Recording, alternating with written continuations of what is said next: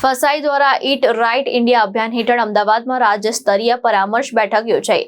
બેઠકમાં સરકારી અધિકારીઓ, નિયામક સંસ્થાઓ અને ઉદ્યોગના હોદ્દેદારોએ ખાદ્ય ફોર્ટિફિકેશન, ખોરાકની ગુણવત્તા અને વર્ણતુક પરિવર્તન સંચાર અંગે મંથન કરી પોષણ સુરક્ષાનો રોડમેપ તૈયાર કર્યો હતો. નોરિશિંગ માઇન્ડ શોપિંગ ફ્યુચર્સ વિષય હેઠળ યોજાયેલી બેઠકમાં સૂક્ષ્મ પોષક તત્વોની ઉણપ સામે સંકલિત પગલામાં ઝડપી બનાવવા અને ગુજરાતની ખાદ્ય સુરક્ષાથી વ્યાપક પોષણ સુરક્ષા તરફની સફરને આગળ વધારવા ચર્ચા કરવામાં આવી હતી. બેઠકમાં ખોરાકના ફોર્ટિફિકેશન માટેના રાષ્ટ્રીય નિયમનકારી માળખા, રાજ્ય સ્તરીય અમલીકરણ અને સૂક્ષ્મ પોષક તત્વોના હસ્તક્ષેપમાં જાહેર આરોગ્ય પ્રણાલીની ભૂમિકા અંગે મંથન કરાયું હતું. ICDS અને પોષણ પહેલ દ્વારા માતા અને બાળ પોષણ મજબૂત કરવા તેમજ શાળાકીય પોષણ કાર્યક્રમો વધારવા પર વિશેષ ભાર મુકાયો હતો.